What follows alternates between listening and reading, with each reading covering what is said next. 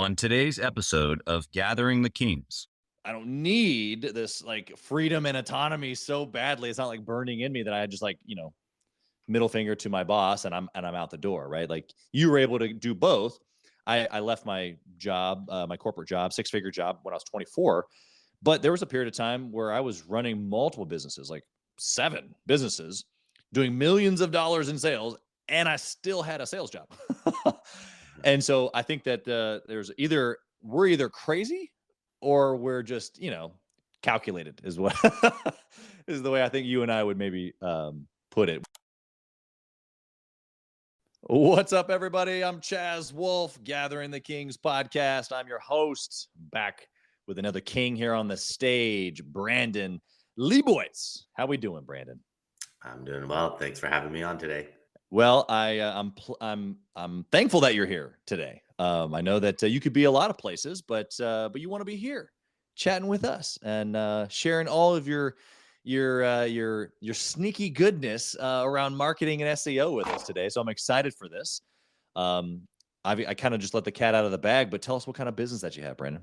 I help out with digital marketing, mainly focusing on search engine optimization.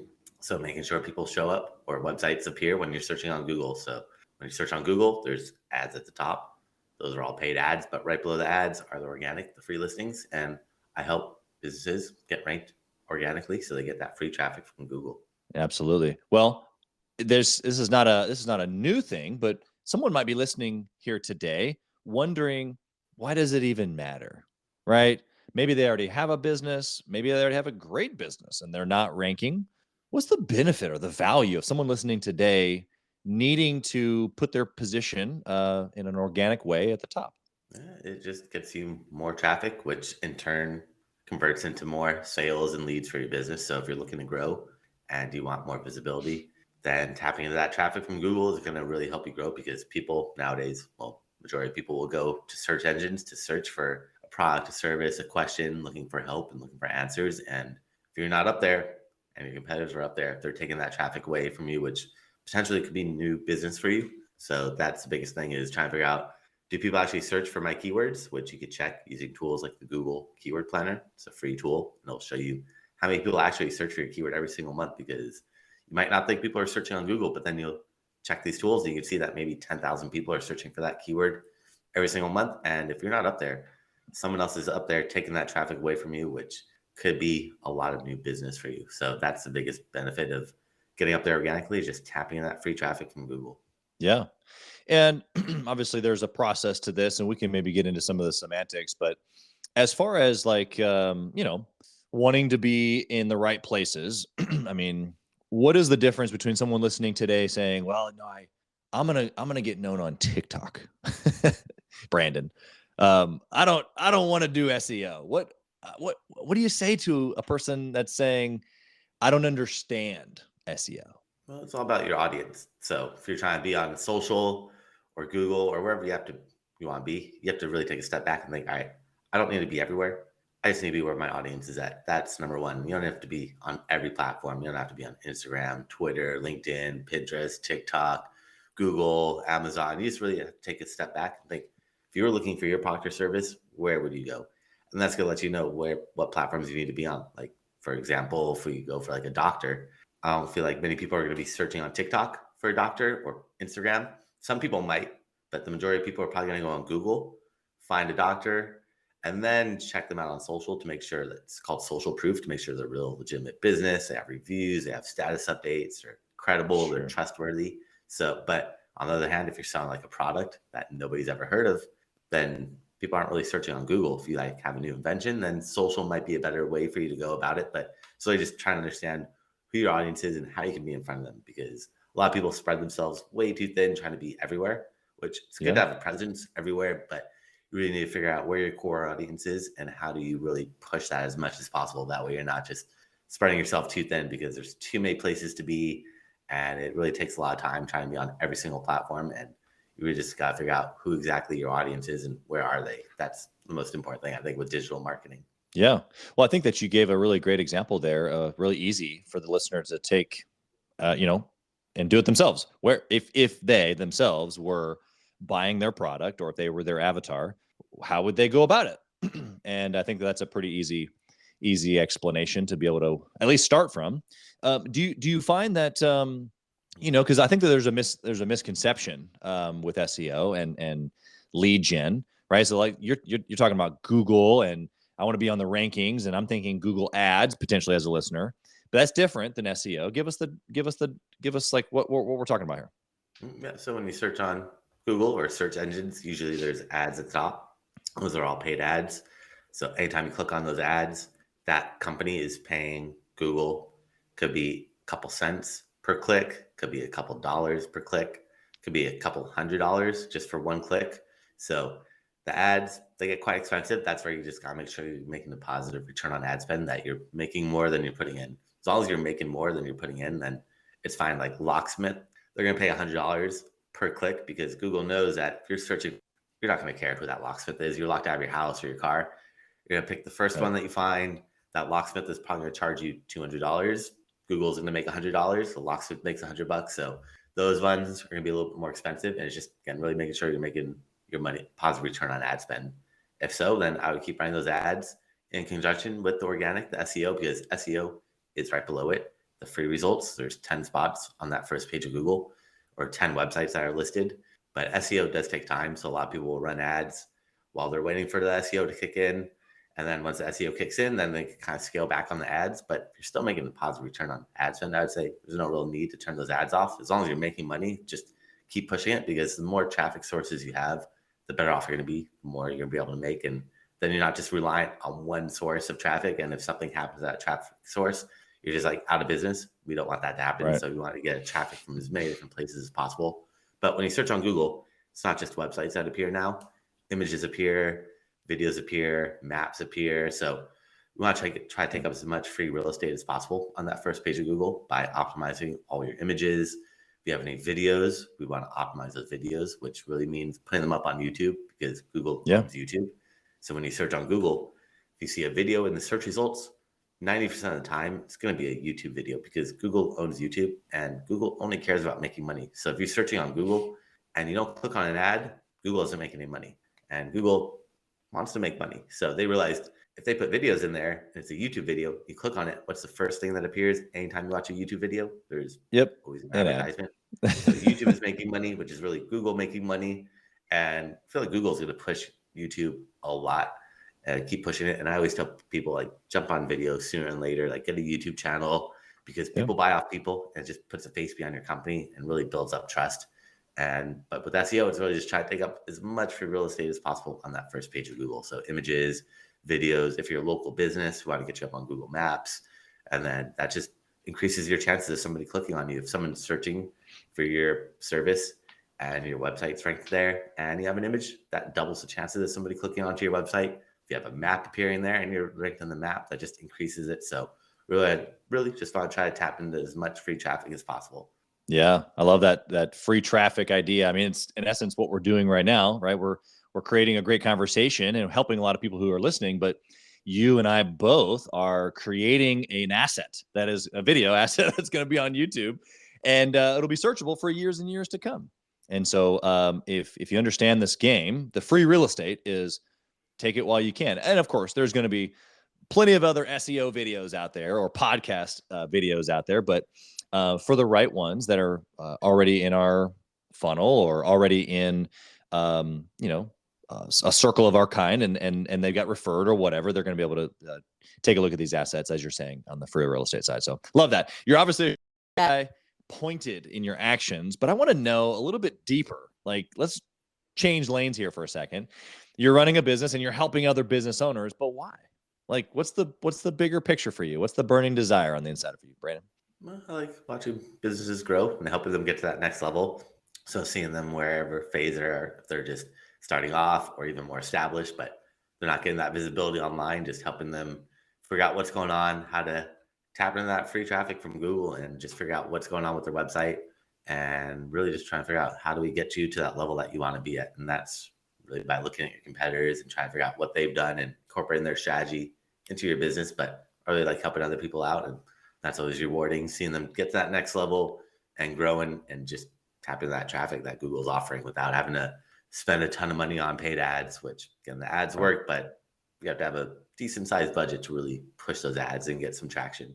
Yeah. Yeah. But you could help a lot of businesses in a lot of different ways. I mean, you could go volunteer today at a local whatever business, right? But you're not. You're helping them with marketing. Why is marketing deep in you? Like, why is it so important to you?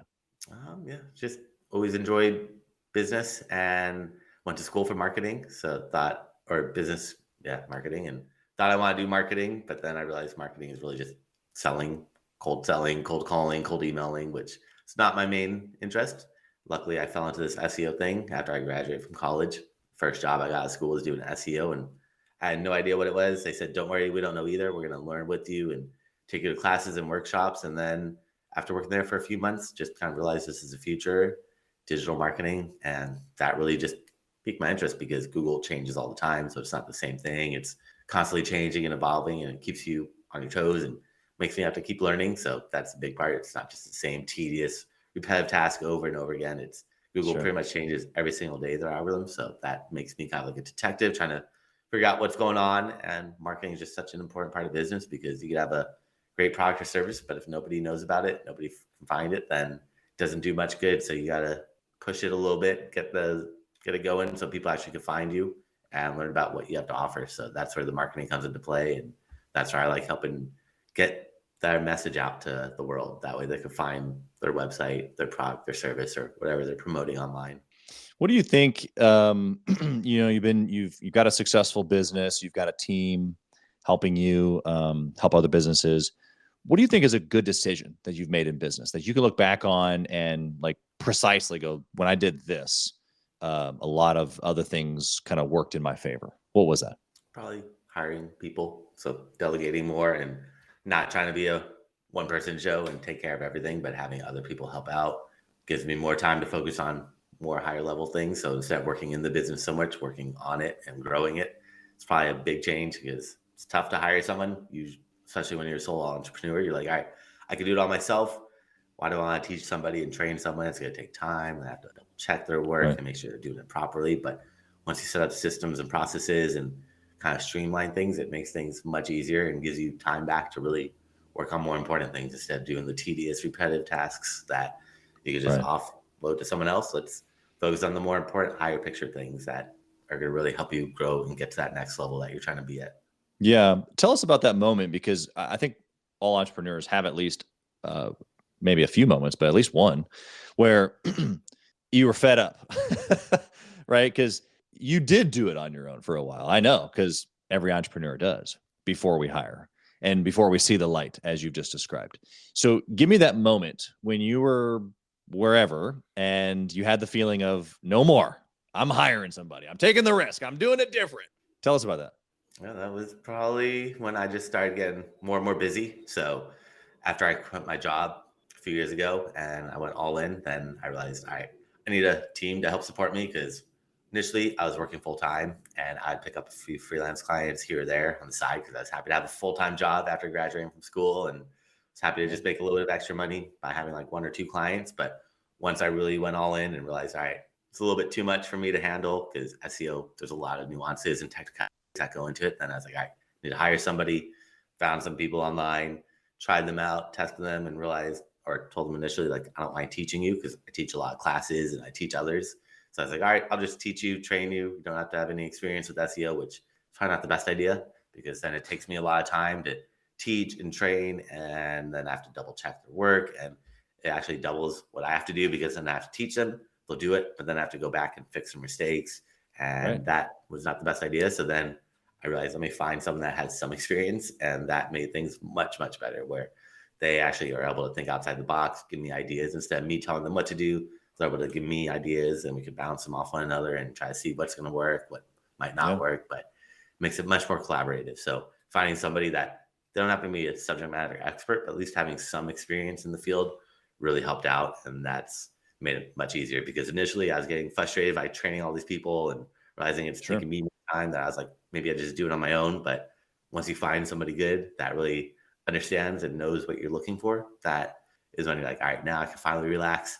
Found someone that's going to help me out. Now I can focus on some other things or hiring another person and another person. Right. But it's really just finding quality people that have some experience and knowledge and that are quick learners and think outside the box has really helped out significantly. Yeah. You mentioned a few minutes ago that you did this whenever you went all in.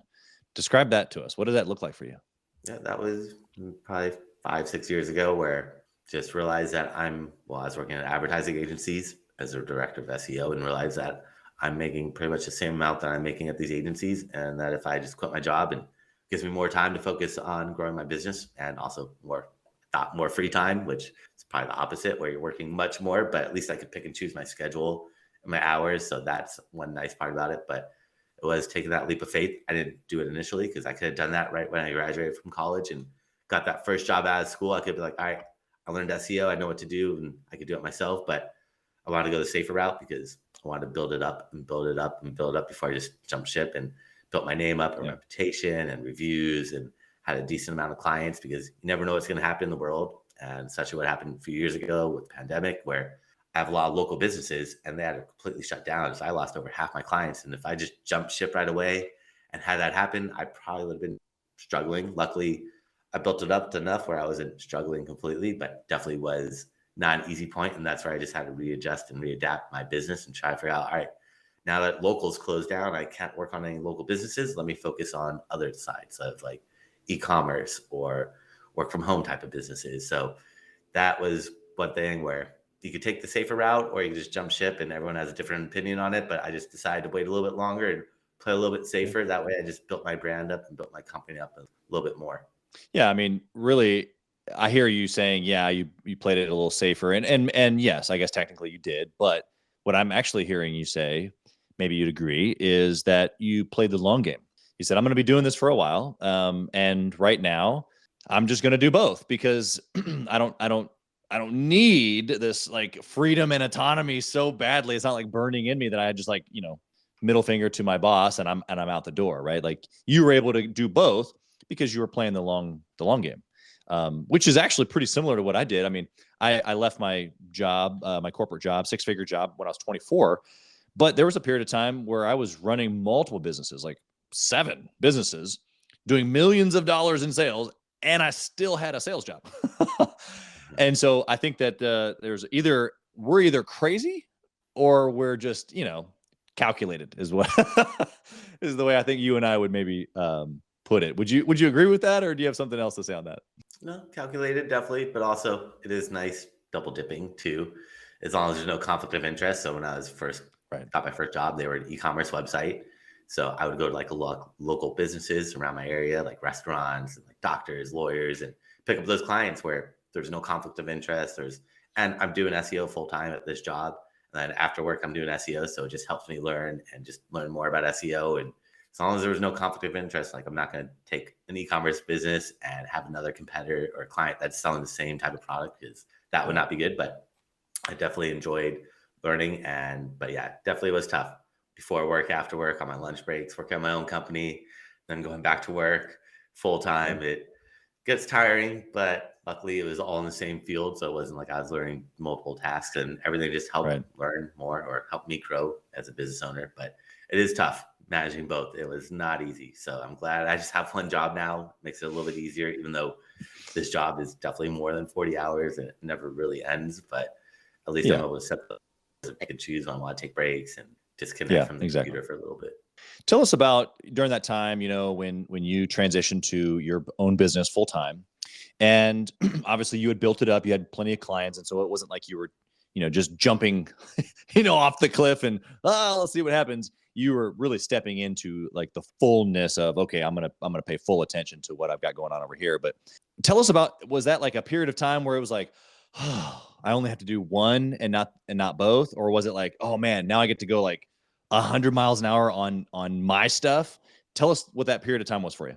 Yeah, no, it was probably time to go 100 miles per hour on my stuff and build it up and promote as much as possible, which means not relaxing, more of the opposite, where it's like, all right, now I just got to go and figure out what I have to do to keep my business afloat, start hiring people, start delegating, start really having a business instead of just me being a freelancer. Now I have to make it into a real legitimate company and hire people, get systems and processes. And it is a lot setting that all up. But once it's set up, then you have that foundation of your business built, and then you can really focus on more higher picture things. But initially it was a lot of just scrambling, figuring everything out, talking to mentors, trying to get other people's opinions and advice, and just trying to figure out what I need to do as a business owner, because I've never owned a business and hired people. So that's the biggest thing, is like how to hire people, keep it all legitimate, make sure everything's done properly for taxes, and just making sure that I'm doing everything by the book so I don't get hit with some weird fee or fine, or realize I did something wrong and have to go back and pay all these back taxes or whatever it may be. Right. Yeah. You said you kind of just, scrambling around there for a minute. And I think all entrepreneurs scramble around for a minute. And I guess my question to you is, how long was that minute? I'm trying to paint a picture to the listener of what's real. And I know it's different for each of us, but for you, how long was that minute of scrambling? I think it never really ends, because you're always trying to scramble and figure things out, especially for what I do, because Google's constantly changing. So I'm always like, all right, what does Google want today? I have to learn, test things out. So it's always trying to figure out new systems, new processes to appease Google and make Google happy, especially like with AI and everything out that's coming out now. It's like, all right, how does this work? How is this going to be incorporated into search? Is this going to change things around where people aren't going on Google now? They're going to go on AI to search, and just trying to figure out what needs to be done. But yeah, unfortunately with digital, there is no constant. It's always changing, and just trying to figure out what's the future holding and how do I make sure I'm one step ahead, or try to be one step ahead, Hey, kings and queens, Chaz Wolf. I want to talk to you about something that's super important to me. We put a lot of time and effort, we meaning myself and my team, into this podcast, into the content that goes out every single day. And if you have been getting any sort of value or insight from this, we want it to be able to reach other business owners too. So we would love if you would like, comment, share, leave a review, post, share again, all of the things on social media, on all the different platforms, or even on the podcast mediums of Apple and Spotify. We would love to be able to get our content into more hands, more entrepreneurs, so they can grow their business as quick as possible. Together, we are building a community of like-minded entrepreneurs who are committed to growing their businesses to new heights. So let's do this. Let's help each other. Let's help each other grow. Yeah. There's no crystal ball that tells you what's going to happen in the future, especially with SEO and Google. Google kind of makes the rules, but if AI takes over and Google doesn't grab that, or Bard, which is Google's version of AI, doesn't take hold, then we'll have to see what happens. Maybe Bing will take off, because Bing is partnered with ChatGPT, and people love ChatGPT, and we'll have to see if that keeps going or what's going to happen in the future. It is tough to predict. Yeah, that's such an interesting thought, because I mean, I don't know if the listeners can agree with me on this, but I haven't thought about Bing in ever. So to know that potentially, man, they could make that would be a huge comeback. And against one of the largest companies ever to exist, Google. And so, what are you seeing right now in that world that's affecting what you do with clients, SEO? Like, are there things that the listener needs to be aware of right now around AI, or how that affects ads or placements or maps or SEO for Google purposes? Well, Google's talking about incorporating AI into the search results. Bing is already doing that. So Google's like, all right, Bing is doing that. We don't want Bing to take on market share, which I doubt that will happen, because Google just dominates and kind of runs the show. And me looking at traffic over the years and analytics, probably like thousands of websites, Google probably brings about like 20 to 80% of the traffic. Bing will bring 1%. Yahoo will bring about 1%. Then the rest comes from like social media, email marketing, paid ads, people just typing your website in directly. But Google just runs the show. And I've never seen a website or a search engine bring in more traffic than Google. So I feel like Google's pretty safe, but they're a little nervous. That's why they released Bard, which is their AI version of the ChatGPT similarity of that. And they're going to incorporate that in the search results. They're talking about doing that, but we'll have to see what happens if Google does become a search engine with AI taking over a majority of the real estate. Then that's going to change things around. But also, how's that work for like e-commerce? You can't really buy off ChatGPT or AI yet. So we'll have to see what's going to happen, how they're going to incorporate that. But that's definitely going to change things around. There's still searches, but what happens with AI is they're probably just going to pick the top result and display that, possibly. So we'll have to figure out how exactly AI is working. And I'm learning more about that, like how they're doing predictive tests or text, and how AI actually works, where it's like predicting the next word versus just reading an article. And we'll have to see how AI works. It's just like a search engine. It has an algorithm, and we just got to figure out what do we need to do to tap into that to make sure that we get that exposure and visibility. But also have to see how are ads going to be incorporated with AI? Because that's going to be a little weird if you're asking the question, then there's an answer, but a bunch of ads. Right. So, but Google's working on that. I think it's called GSE, and that's going to be coming out in the future. But we'll have to see how that's going to work, if it's going to take hold, if people are going to want to use it versus just regular Google. Yeah. Yeah, it's really tough to predict. What are some things that business owners right now listening could be doing to, I mean, we don't know if these things are going to happen one way or the other. Generally speaking, we know that this is how things are heading. So what are you doing personally, or what are you suggesting that your clients do to prepare for this type of maybe transition towards maybe AI, or being able to be found on some sort of a search that's in AI, that type of a thing? Yeah, that one still just learn and test as much as possible, because that one is a little tricky. They're not really showing websites on AI, so you don't know what website they're pulling that information from. So, but with Google and the GSE, when they run that, potentially it'll show like, all right, if you're searching for like what's the best mountain bike, they might give you a list of like 10 mountain bikes, and then they'll have what website it was from. Potentially, we'll have to see how that works out. But I feel like it might be like the featured snippets when you search on Google and you ask a question like, what's 4 plus 4? They'll give you that answer right there in the search results. So you're not going to those websites anymore. So it's taking traffic away from those websites. I feel like that's what AI is going to be doing. It's just another kind of like featured snippet where it answers that question right there on the screen for you. So you don't need to go to that website, which is not good for website owner, webmasters, because now Google just holds on to the traffic, because Google really wants you to stay on Google as long as possible, because they want you to click on an ad. So if you're searching like what's 2 plus 2, it's probably not going to be ads for that question, because there's not really much you can promote unless you're like teaching like a math course, but there's not really going to be ads there. So Google realizes that if they just give you the answer right there, probably be like, okay, 2 plus 2 is 4. Let me ask another question. Hopefully you ask something where it's transactional and there's paid ads, and then you click on those ads and Google makes more money. Yeah. Right. Yeah. Okay. This is good stuff. What, let's go a bad decision that you made in your business. We'll transition back to you here. Something that wasn't like a great idea at all, but that we can learn from and maybe stay away from.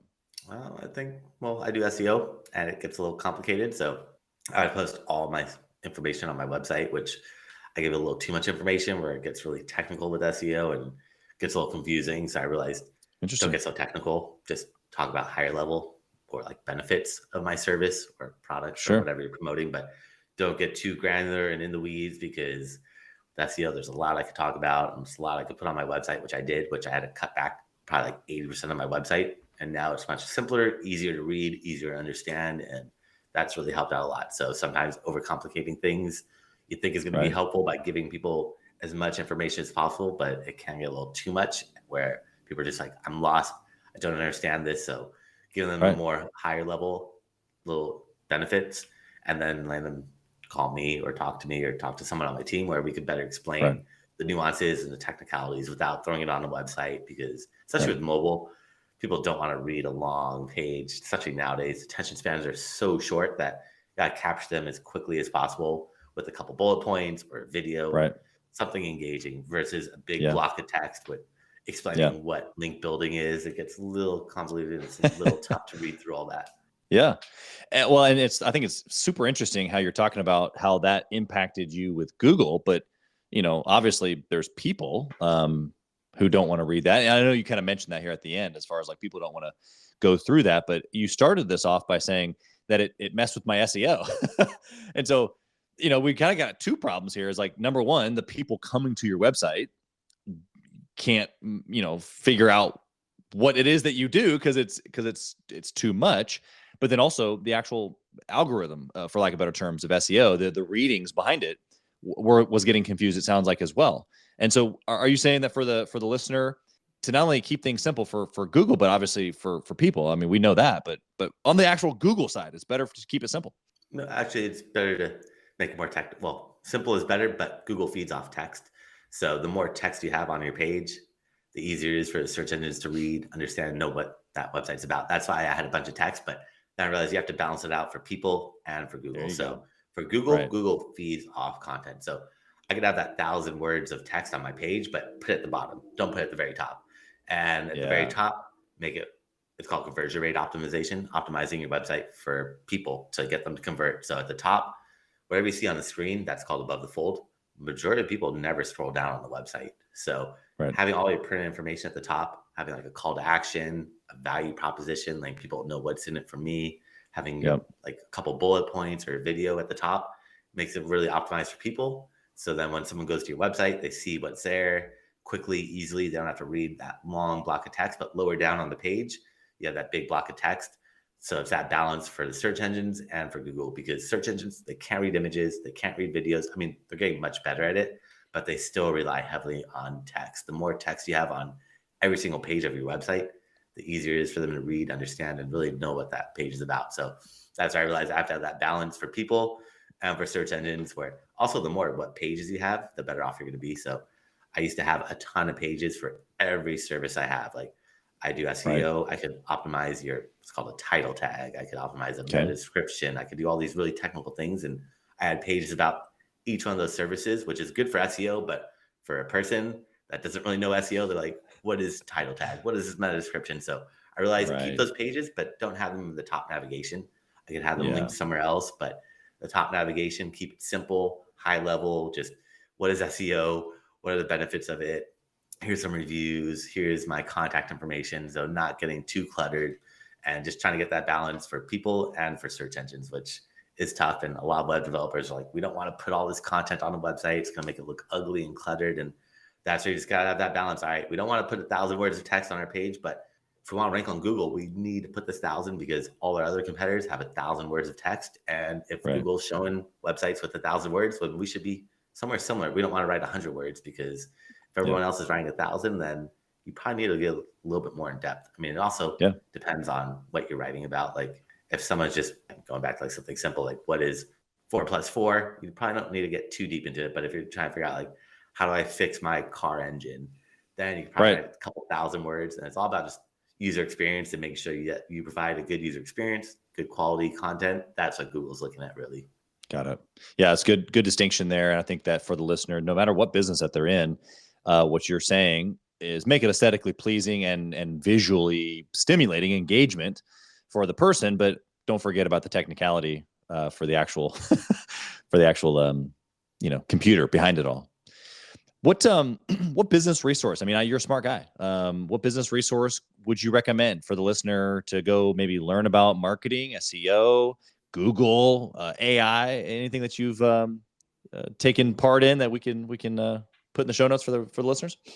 I mean, there's tons of places, resources nowadays. There's like too much content, so it's just finding content and then testing it out. Don't just read or listen or check out a podcast without trying it out, because there's so much content out there and a lot of people just get stuck learning and not trying and testing things out. But there's plenty of places that you can learn from, like forums or blogs like Search Engine Watch or Search Engine Journal. There's a lot of platforms like that, but I feel like the best nowadays are actually like Facebook groups. They seem to have the most engagement, whereas forums used to be good. They're still pretty popular, but I feel like Facebook groups just get more engagement, and that's a great place to learn and bounce ideas from other people, read and just learn, and then take action. Don't just keep reading, but take action. But listening to podcasts, I mean, the more you learn, the better, because the thing about digital is what works today doesn't necessarily work tomorrow. That's why you have to test it out and really see, all right, is someone telling me the strategy on Facebook in a group because they want to just give it out, or maybe this strategy doesn't work anymore? So they're like, here's a strategy, and they're just trying to get some clout from people saying, oh, look at how good this person is. But that's why you have to really take action and try before you just read and think this is test. Yeah. That's right. Yeah, those are the three. In real estate, it's location. In marketing, it's test, right? Mm-hmm. Never stop testing. Always be testing. Even your website, you could test out. Do A/B testing, where half the people that get sent to your website get one version of it, half the people get another version, and you can see which one converts better. Like maybe if you're e-commerce and you have an add to cart button, you can move that add to cart button up a couple centimeters and see, does this have an impact on conversions? Because it definitely will play an impact on conversions. And that's where you gotta always be testing. And then once you find something that works, test against that and see what else could be tested. Because like if you go to Amazon, they're constantly testing. If we both go to Amazon right now, or all your listeners go to Amazon right now, we're all going to get served a slightly different version of Amazon, because Amazon knows that moving the colors around a little bit or changing the add to cart font up is going to have an impact on conversions. They want to maximize every visitor to try to get them to convert. And that's where you got to be testing all the time. Yeah. Love that. Yeah. You also said one thing at the beginning that I thought was another kind of a marketing principle that I've always adhered to, but that once you have a working tool, a profitable marketing angle, that even though you found another one, you don't get rid of the other one as long as it's working. You kind of mentioned this before when you were talking about Google ads. Even though you maybe find another source that maybe even a better, cheaper, higher quality, like anything, you still don't get rid of the other one as long as the first one is still working profitably, and it may not be as good as the one you just found, but you never get rid of something that's working. Would you agree with that in the marketing? You kind of mentioned this earlier, but I'll give you another chance here to kind of maybe expound on it. Yeah, no, definitely. You want to try to get traffic from as many sources as possible. I always tell people, you don't want to put all your eggs in one basket, just like stock market or anything like that. I mean, you might have this great stock that's making you a ton of money, but something happens to it, you're just like, all right, I'm just out of business. Or like if you just went all in on, say, MySpace, and you had this huge following on MySpace, now you're like, all right, maybe I should have gone to Facebook and Instagram and TikTok and all these other ones, or even Facebook. If you just pushed all in on Facebook and you have 1 million likes on Facebook, getting those Facebook likes to translate to Instagram or another platform is not as easy as you think. Like you could have a huge following on one platform and no followers on another one, because every platform is different. So you want to just try to get traffic from as many sources as possible, running paid ads, doing email marketing, doing social media, doing SEO, everything works. And the more touch points you have too, the more likely someone is going to want to purchase off you, because especially for like high ticket items, no one's just going to go to your website and purchase $1,000 washing machine or something like that. They're going to do some research. They want you to build that trust up. So that's where having those multiple touch points, getting someone to your website, but then you maybe follow them around with some banner ads, doing remarketing. You capture their email address, you send them some email newsletters, you get them to engage on your social platforms, and that's just going to have multiple touch points, build that trust up, because once people get to your website, that's just half the battle. How do you get them to purchase? And that's really, really hard. It's tough to get Google to trust you, to rank you higher in the search results, but once Google trusts you, that's great. But then how do you get people on your website to trust you, which is a whole nother thing. That's really more of that conversion rate optimization that we talked a little bit earlier about. But that's such a big part that a lot of people kind of don't focus on it, which is kind of strange. Or even web developers, when they build websites, they'll build websites that look really nice and pretty, but they don't ultimately think about conversions, which if you think about conversions, then you're going to build a website happy, because now they're getting all these sales and leads, and they're going to probably recommend you to other people, versus if you just build a really nice and pretty website, but it doesn't do much, they're not going to get those sales. And I see this all the time where people are just like, I don't know what to do. I have this website, I'm spending all this money on paid ads, I get all this traffic, but no one's buying. Like, what do I do? It's like, well, we have to fix your website and restructure pretty much your marketing funnel and figure out, all right, how do we get people just from visitors to actually slowly become a client? Maybe you get their email address, that's step 2. From there, then you get them to engage with your email newsletter. Then maybe you get them to join like a free call, because I do SEO, so I offer free consultations as a way to get people into my funnel. But it's all about just getting creative and figure out, what do I have to do? And the best way to do that is look at your competition, see who your competitors are, and look at their marketing strategy. Sign up for their email newsletters, sign up for their social media, so you can see how often they're posting, what platforms they're active on, and you can see how much engagement they're getting. Maybe if they're posting every day on Facebook, but nobody's engaging, Facebook might not be the best platform, or they're doing Facebook wrong.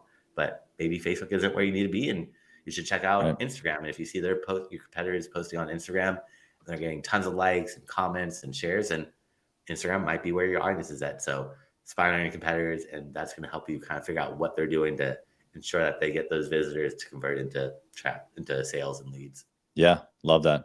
All right. Well, I want to ask you one last question here, Brandon. I want to know, if you had the opportunity, you're already a young guy, so this might be a little funny of a question for you, but if you had a chance to whisper in the younger Brandon's ear, what would you tell him?